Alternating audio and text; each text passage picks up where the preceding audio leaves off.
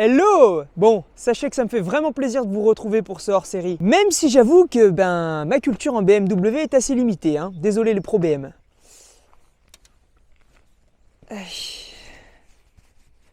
Voilà, comme ça je suis un peu plus dans le thème.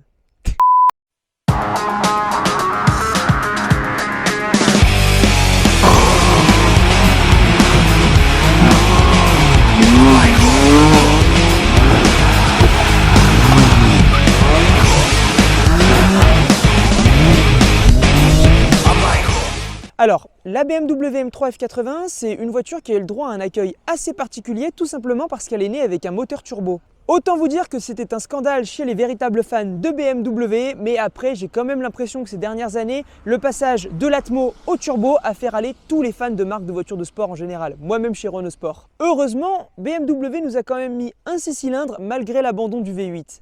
Alors, la M3, c'est impossible de la confondre avec les autres BMW, rien que de par son pare-choc et son carrossage. Honnêtement, regardez-moi cet avant très technique digne d'une Formule 1. On a absolument plein de pièces, d'écopes, de lames qui viennent se croiser, par exemple ici, là, sans oublier de parler du bossage du capot.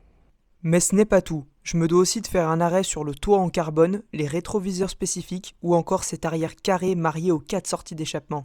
Je trouve même que c'est l'une des plus belles M3 qu'ils ont fait. Mais là où elle est encore plus folle, c'est que contrairement à la plupart des voitures modernes, lorsque vous soulevez le capot, vous n'allez pas admirer un simple cache en plastique. Non, venez avec moi. Vous pouvez admirer la barre anti-rapprochement en carbone, puis le 6 cylindres en ligne. Avouez quand même que c'est une véritable œuvre d'art. Si on passe à l'intérieur, on sait tout de suite qu'on est au volant d'une Allemande. On conserve quand même bien l'univers de la série 3 avec notamment cette planche de bord. Cependant, avec les plaquages en carbone et en aluminium, ainsi que les sigles M, on sait tout de suite qu'il y a un tigre sous le capot. D'ailleurs, ça va se vérifier tout de suite parce que la voiture nous offre une dynamique de conduite absolument exceptionnelle avec tous les modes de la console centrale. En effet, elle développe 431 chevaux et 550 Nm de couple, le tout sur le train arrière. Donc autant vous dire qu'il faut un minimum maîtriser avant de tirer dedans comme un fou. Juste comme ça, à titre indicatif, le 0 à 100 est abattu en 4 secondes 1 et tout ça c'est possible avec la boîte automatique double embrayage 7 rapports, du coup comme pour la PDK. En fait, dès que vous sollicitez l'accélérateur, les réponses sont très franches. Sincèrement, j'ai pas l'habitude de conduire beaucoup de BMW et encore moins des séries M. Alors je sais pas si série M est un faux terme ou pas d'ailleurs, mais j'ai pas l'habitude de les conduire et contrairement à Porsche, je vous dis c'est facile à conduire, ça se prend en main comme ça, c'est parfait, etc. Là je vous avoue que déjà j'avais des a priori et ensuite je ne suis pas non plus extrêmement à l'aise au volant de cette voiture, c'est-à-dire que je me dis qu'à tout moment elle peut me piéger et m'envoyer en travers dans le décor. Je trouve que c'est une voiture qui est vraiment très violente, même lorsqu'on a le siège auto pour bébé derrière. Remarque qu'après, pour le bercer, c'est peut-être la meilleure solution. Bref, je vous disais, qui dit super violente et propulsion dit attention parce qu'elle peut très vite vous surprendre. Surtout lorsque vous déconnectez les assistances et encore plus lorsque vous passez au mode Sport Plus que je n'ai même pas osé passer pour l'essai de cette vidéo. En revanche, j'ai pu quand même un petit peu taper dedans et m'amuser et sincèrement, comme c'est une propulsion, eh bien je trouve que à l'avant, elle est très précise. Je pensais qu'elle n'allait pas l'être avec le gros moteur avant, mais en fait, elle est très précise. Et comme elle est précise, vous allez avoir tendance à toujours vouloir passer plus vite. Et alors le constat que je voulais faire, c'est qu'avec les freins céramiques, qu'est-ce que ça freine fort? Mais vraiment, ça freine très fort. Oui, parce que de base, de série, ce sont les freins en acier, avec je crois des étriers bleus si je ne dis pas de bêtises. Et là, vous avez l'option frein carbone céramique, donc avec des étriers jaunes. Allez, et juste avant, je vous disais que la voiture peut très vite vous surprendre et vous envoyer en travers dans le décor. En revanche, on ne va pas se mentir, pour moi, et comme pour beaucoup, une BMW, c'est une voiture qui est faite pour jouer et faire des tours de rond-point. Je pense que la plupart des gens vont être d'accord avec moi d'ailleurs. Ouf. C'est joueur, mais c'est incroyable. Alors j'ose pas y aller trop fort non plus parce que j'ai peur qu'elle parte en glisse. Surtout que là on est sur des virages serrés.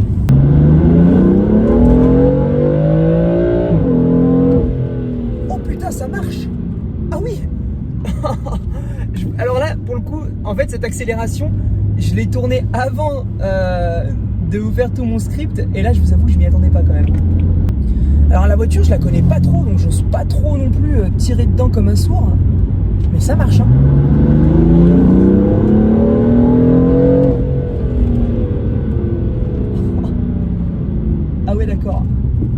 en fait, ça me motive à en prendre une, je crois.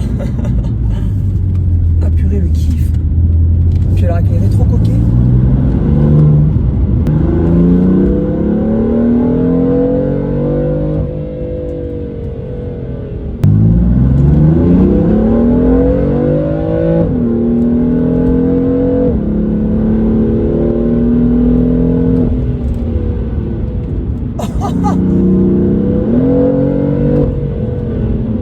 Quand on met le pied dedans, elle chasse de l'arrière, c'est fou. C'est trop bon, trop bon. En fait, tu sens que la voiture a vraiment envie de jouer. Elle demande que ça en fait. Elle veut que tu l'envoies, que tu manœuvres le volant de droite à gauche, appel contre appel. Et ouais, c'est vraiment joueur, mais c'est joueur.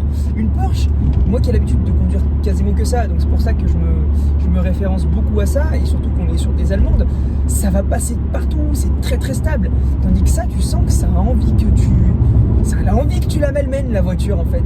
Et puis alors cette sonorité est juste folle quand l'échappement se met à hurler, moi j'adore. Enfin, le dernier avantage de cette M3, c'est qu'elle permet en fait de jouer sur les différents réglages de la boîte, de la réponse moteur, de la direction ou encore des suspensions pilotées avec plein de modes là que je suis en train de regarder au moment où je vous parle au niveau de la console centrale. Et ça, je trouve ça vraiment top parce que vous pouvez en fait jouer sur n'importe quel instrument de la voiture pour pouvoir le durcir et faire des réglages personnalisés. De ce fait, vous pouvez vous amuser tout en exploitant toutes les facettes de la voiture. Bref, moi j'ai vraiment beaucoup aimé cette voiture. Je m'attendais pas à autant aimer cette voiture parce que d'habitude je suis pas trop BMW, je vais pas le mentir.